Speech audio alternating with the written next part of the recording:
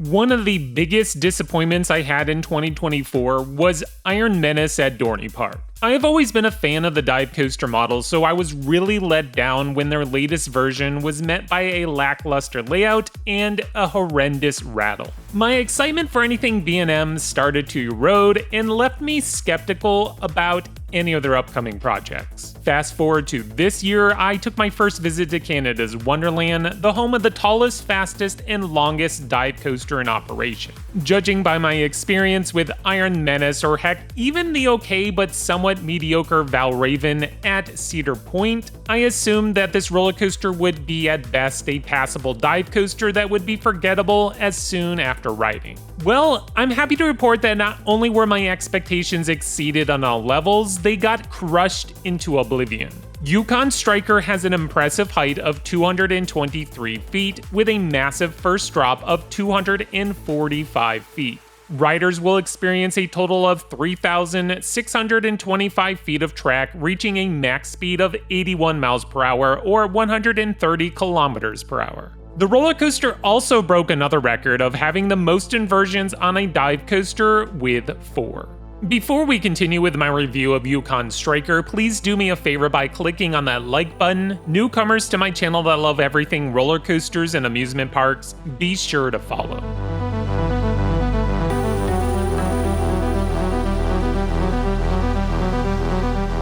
My reviews are broken down into 5 categories, with the first one always being presentation. Tucked away in the back of the park, right outside the entrance to the water park, Yukon Striker is built in such a way that this coaster feels like it's been there for a long time. In fact, the one coaster that interacts with the ride, Vortex, feels like it was built after, which is nowhere near accurate. Theming-wise, there isn't much here, which is fine. Canada's Wonderland doesn't have much focus on theming, and when you have a massive roller coaster like Yukon Striker, not really sure if we need amazingly themed queues, stations, or event buildings to make the ride work. Granted, I do appreciate it when a park goes the extra mile, but what we have here is adequate. The ride sports a bronze orange colored track, which seems to be the go-to color for dive coasters inside the Legacy Cedar Fair chain. But anyways, the dark green support is something different, and I love the look of the ride. Because Vortex was built first, Yukon Striker interacts well with the ride by diving through the helix on that roller coaster. For a coaster that has over a kilometer of track, I'm surprised with how compact the layout is, not wasting any space. The look and design of the 3 trains on Yukon Striker are basically a near carbon copy of the ones found on Valravn, except I will argue later in this video that the vest restraints have been greatly improved on. Overall, the presentation is well done. My only gripe would be the color of the track. It looks just like Valravn and the latter Iron Menace. Yukon Striker earns a respectable 9 score for presentation. Ride intensity. Starting off like most large dive coasters, the ride takes a sweeping turn out of the station, turning right around and immediately to the giant, steep lift hill. Once you reach the top, the coaster takes a turn to the right that has you looking straight ahead at the Wonder Mountain and the front of the park.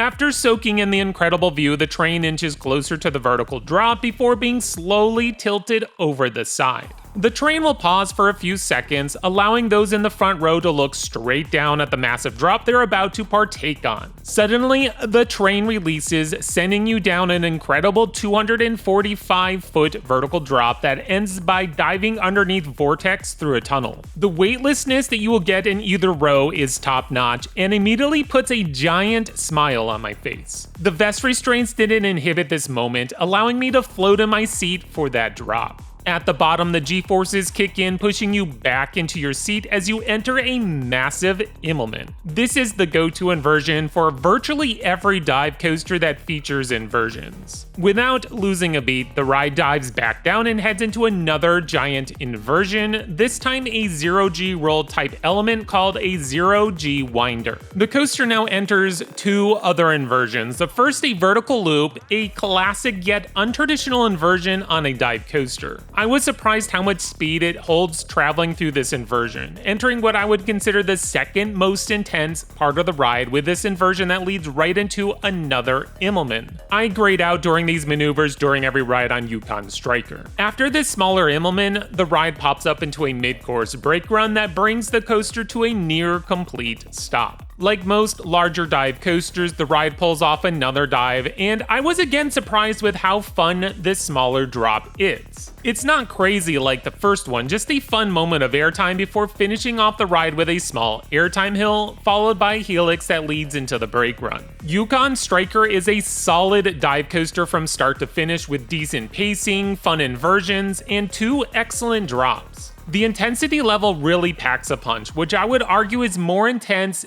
than Leviathan, the giant giga coaster that towers over the front of the park. I feel like Yukon Striker is a nice mix between the airtime that you get on a good hyper and the intensity you would find on their more traditional looping coasters. Yukon Striker earns another respectable 9 score, this time in ride intensity.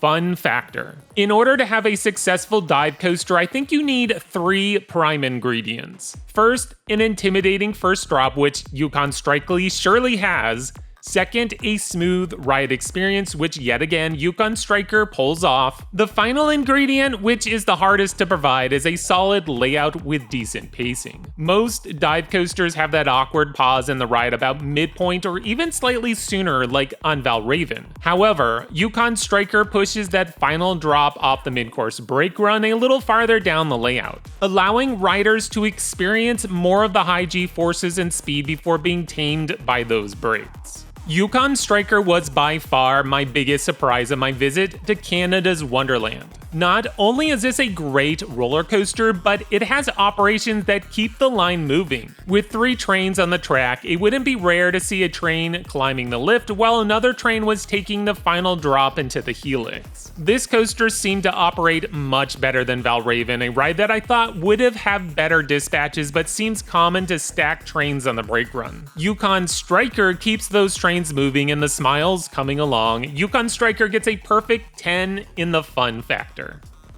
Originality. It's a dive coaster that shares a lot of similarities with other dive coasters. You have the holding drop, Immelman, second drop, and even a second Immelman, which seems to be commonplace. Honestly though, this is a dive coaster, a type of ride that many of us consider to be a one-trick pony. What makes Yukon Striker special is it elevates beyond that stigma. The additional inversions and decent pacing for the first 2/3 of the ride make this a standout amongst the pack. Overall, Originality is gonna rise slightly above the norm with a 7 rating. Ride smoothness. Ever since Valraven opened to the public in 2016, I was skeptical that B&M could build a smooth dive coaster again. As I mentioned earlier, I was extremely let down by Iron Menace, a roller coaster I thought should have been a slam dunk. Yukon Striker was built 5 years prior, so I thought this would be similar to Valraven. Well, another surprise is that this ride is considerably smoother compared to Valraven. Not to say that this coaster can get a little rattle, which it might in those outer seats, but I found every ride on Yukon Striker to be butter smooth. The craziest part was being parked on the mid-course brake run and the track support swaying back and forth from the force of the train. The vest restraints, unlike the other dive coasters, worked well on this ride. I found the vest restraint on Iron Menace and especially Valraven to be restricting, eliminating much of that fun floater sensation during the key moment of the ride. These restraints on Yukon Striker will make you feel secure yet provide you the space to enjoy that amazing drop. Yukon Striker earns a perfect 10 score in ride smoothness. Alright, the final technical score comes to 9, which is what I would consider to be a great roller coaster ranking. Yukon Striker is easily my new favorite dive coaster, outdoing the classics of both SheiKra and Griffon. Even though Leviathan is arguably the better coaster in the park, the ride that I kept thinking more about after a day at Canada's Wonderland was Yukon Striker. Well, at least until Alpenfury opened the next day, but that's in my other review. Rumor has it that Six Flags Over Texas will be getting the first ever dive giga coaster. Well, up until a month ago, I was really skeptical that they could even pull this off and could be more than another gimmick attraction. Well, Yukon Striker has reset my expectations, and I'm excited to see what B&M can do with a dive coaster breaking the 3 300-foot barrier. My personal score is also going to be a 9. This was the sleeper hit of my trip. I really thought it was going to be a fun, passable coaster, but nothing special. Instead, it easily dropped into my top 3 at Canada's Wonderland. With its excellent operations, fun drop, good interactions, and decent layout, this is a roller coaster worth riding multiple times. Even the finale of the ride is still enjoyable. Usually on a B&M, post-mid-course brake run is the lamest part of the ride, sometimes straight up pointless. Not to say that everything that follows the second drop is great, but it's above average, which is unexpected. Well, that's going to wrap up my review of Yukon Striker. Tell me your thoughts on the current record-holding dive coaster in the comments. Until next time, this is X Screen Thrill.